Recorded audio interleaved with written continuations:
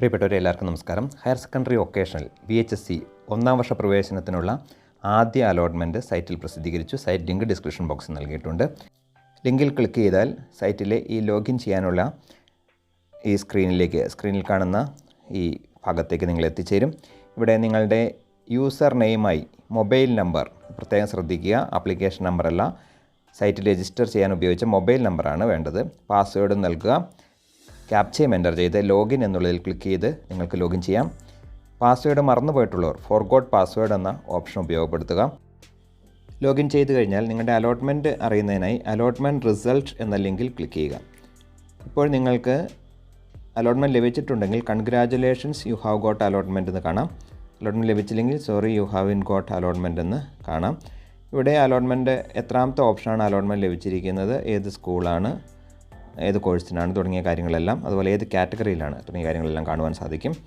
തുടർന്ന് നിങ്ങൾക്ക് നിങ്ങളുടെ റാങ്ക് അറിയുന്നതിന് റാങ്ക് ഡീറ്റെയിൽസ് എന്നുള്ളതിൽ ക്ലിക്ക് ചെയ്യുക. റാങ്ക് ഡീറ്റെയിൽസ് ചെക്ക് ചെയ്യുന്നതിലൂടെ നിങ്ങളുടെ ആദ്യ ഓപ്ഷൻ നിങ്ങൾക്ക് ലഭിച്ചിട്ടില്ല, താഴെയുള്ള ഏതെങ്കിലും ഓപ്ഷനാണ് നിങ്ങൾക്ക് ലഭിച്ചിരിക്കുന്നതെങ്കിൽ മുകളിലുള്ള ഓപ്ഷനുകളുടെ നിങ്ങളുടെ റാങ്ക് നിലവാരം അറിയുവാനായിട്ട് സാധിക്കും. ഇതനുസരിച്ച് നിങ്ങളുടെ റാങ്കും ആ കോഴ്സിന് അലോട്ട്മെൻറ്റ് ലഭിച്ചിരിക്കുന്ന റാങ്കും കാണുവാനായിട്ട് സാധിക്കും. ഇത് അലോട്ട്മെൻറ്റ് ലഭിക്കാത്തവരെ സംബന്ധിച്ചിടത്തോളം അവരുടെ റാങ്ക് പരിശോധിച്ച് നിങ്ങൾക്ക് അടുത്ത അലോട്ട്മെൻറ്റുകളിൽ ഏത് കോഴ്സ് ലഭിക്കാനുള്ള സാധ്യതയുണ്ട്, നിങ്ങൾക്ക് ഏതൊക്കെല്ലാം കോഴ്സിന് പ്രവേശനം കിട്ടാൻ സാധ്യതയുണ്ട് അടുത്ത അലോട്ട്മെൻറ്റുകൾ എന്ന് നമുക്ക് ഒരു അനുമാനത്തിലെത്തുവാനും ഇത് സഹായിക്കും. രണ്ടാമതായി ലാസ്റ്റ് അലോട്ടഡ് റാങ്ക് എന്നുള്ളത് കാണാം. ആ കോഴ്സിലെ അലോട്ടഡ് റാങ്കിലെ ലാസ്റ്റ് നിലവാരം നമുക്ക് അറിയാനായിട്ട് സാധിക്കും. നമ്മുടെ റാങ്കുമായിട്ട് അത് കമ്പയർ ചെയ്ത് നോക്കുവാനായിട്ട് സാധിക്കും. ആദ്യ അലോട്ട്മെൻറ്റിൻ്റെ അടിസ്ഥാനത്തിൽ അലോട്ട്മെൻറ്റ് ലഭിച്ചവർ ജൂൺ 3 രാവിലെ 10 മണി മുതൽ ജൂൺ 5 വൈകിട്ട് 4 മണി വരെ ഉള്ള സമയത്തിനുള്ളിൽ അപേക്ഷയിൽ അവകാശപ്പെട്ടിട്ടുള്ള എല്ലാ സർട്ടിഫിക്കറ്റുകളുടെയും ഒറിജിനൽ സഹിതം പ്രവേശനം ലഭിച്ച സ്കൂളിൽ നേരിട്ട് ഹാജരായി അഡ്മിഷൻ എടുക്കേണ്ടതാണ്. അഡ്മിഷൻ സമയത്ത് ഹാജരാക്കേണ്ട രേഖകൾ: അലോട്ട്മെൻറ്റ് ലെറ്റർ, സൈറ്റിൽ നിന്ന് നമ്മൾ ഡൗൺലോഡ് ചെയ്തെടുക്കുന്ന അലോട്ട്മെൻറ്റ് ലെറ്റർ അഥവാ അലോട്ട്മെൻറ്റ് സ്ലിപ്പ്. ദെൻ 10ാം ക്ലാസ്സിലെ മാർക്ക് ലിസ്റ്റ്. ഇപ്പോൾ നമുക്ക് ഒറിജിനൽ സർട്ടിഫിക്കറ്റ് ലഭ്യമല്ലാത്തതിനാൽ ഇൻ്റർനെറ്റ് കോപ്പി മതിയാവുന്നതാണ്. അതുപോലെ തന്നെ അവസാനം പഠിച്ച സ്കൂളിൽ നിന്നുള്ള TC ട്രാൻസ്ഫർ സർട്ടിഫിക്കറ്റ്, അതിൻ്റെ ഒറിജിനൽ വേണം. അതുപോലെ തന്നെ കണ്ടക്ട് സർട്ടിഫിക്കറ്റ്, അതായത് സ്വഭാവ സർട്ടിഫിക്കറ്റിൻ്റെയും ഒറിജിനൽ വേണം. ഇത് രണ്ടുമില്ലാതെ നമുക്ക് അഡ്മിഷൻ എടുക്കുവാനായിട്ട് സാധിക്കത്തില്ല എന്നുള്ള കാര്യം പ്രത്യേകം ഓർമ്മപ്പെടുത്തുന്നു. ആയതുകൊണ്ട് 10ാം ക്ലാസ് പഠിച്ച സ്കൂളിലെ TCയും സ്വഭാവ സർട്ടിഫിക്കറ്റും നിർബന്ധമായി അഡ്മിഷൻ സമയത്ത് കൈവശം കരുതുക. EWS ആനുകൂല്യത്തിൽ അലോട്ട്മെൻറ്റ് ലഭിച്ചവർ EWS സർട്ടിഫിക്കറ്റ് ഹാജരാക്കണം. അതായത് അലോട്ട്മെൻറ്റ് കാറ്റഗറി നോക്കുക. EWS എന്നാണെങ്കിൽ നിങ്ങൾ അലോട്ട്മെൻറ്റ് അതിലാണ് ലഭിച്ചിരിക്കുന്നത്, EWS സർട്ടിഫിക്കറ്റ് ഹാജരാക്കണം.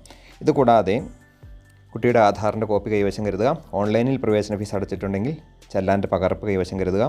ഫീസ് ആനുകൂല്യമുള്ള കുട്ടികൾ ജാതി വരുമാന സർട്ടിഫിക്കറ്റുകൾ എന്നിവ കൈവശം കരുതുക. SC/ST വിഭാഗക്കാർക്ക് ജാതി സർട്ടിഫിക്കറ്റ് മാത്രം മതിയാവുന്നതാണ്. പ്രവേശനം ലഭിച്ച കാറ്റഗറി തെളിയിക്കേണ്ടവർക്കും ഫീസ് ആനുകൂല്യമുള്ള വിദ്യാർത്ഥികൾക്ക് മാത്രമാണ് ജാതി സർട്ടിഫിക്കറ്റ് ബാധകമായിട്ടുള്ളത്, എല്ലാവർക്കും ബാധകമല്ല. അഡ്മിഷന് വേണ്ടി ബോണസ് മാർക്ക് ക്ലെയിം ചെയ്തിട്ടുണ്ടെങ്കിൽ അതിൻ്റെ ഒറിജിനൽ സർട്ടിഫിക്കറ്റുകൾ കൈവശം കരുതണം.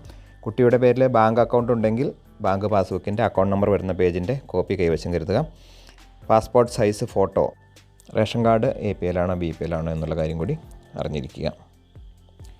വിദ്യാർത്ഥി അപേക്ഷയിൽ ഒന്നാമത്തെ ഓപ്ഷൻ ചോദിച്ചിരിക്കുന്നത് തന്നെയാണ് ഇപ്പോൾ അലോട്ട്മെൻറ്റ് ലഭിച്ചിരിക്കുന്നതെങ്കിൽ കുട്ടിക്ക് സ്ഥിരപ്രവേശനം മാത്രമാണ് സാധ്യമാവുകയുള്ളൂ.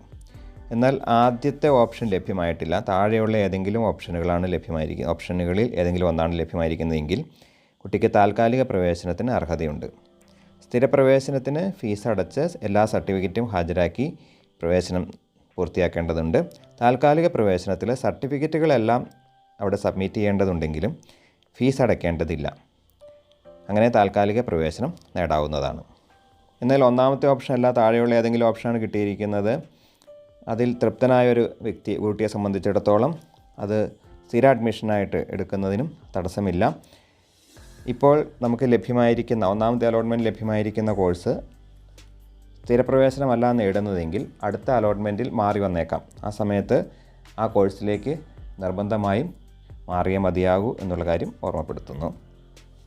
ഇതുകൂടാതെ ഇപ്പോൾ നമുക്ക് ലഭ്യമായിരിക്കുന്ന ഓപ്ഷൻ അനുസരിച്ച് നാലാമത്തെ ഓപ്ഷനിലോ മറ്റോ ആണ് നമുക്ക് അലോട്ട്മെൻറ്റ് ലഭിച്ചിരിക്കുന്നതെങ്കിൽ നമുക്കുള്ള രണ്ടാമത്തെയോ മൂന്നാമത്തെയോ ഏതെങ്കിലുമൊക്കെ ഓപ്ഷനുകൾ നമുക്ക് ഡിലീറ്റ് ചെയ്യണം എന്നാണെങ്കിൽ അതിനുള്ള സെലക്റ്റീവ് ഓപ്ഷൻ ഡിലീഷൻ എന്നുള്ള ഒരു സംവിധാനമുണ്ട്. അതനുസരിച്ച് ഇപ്പോൾ അഡ്മിഷൻ എടുക്കുന്ന സമയത്ത് തന്നെ, താൽക്കാലിക അഡ്മിഷൻ എടുക്കുന്ന സമയത്ത് തന്നെ ഓപ്ഷൻ ഡിലീഷനുള്ള അപേക്ഷയും അഡ്മിഷൻ എടുക്കുന്ന സ്കൂളിൽ നൽകേണ്ടതാണ്.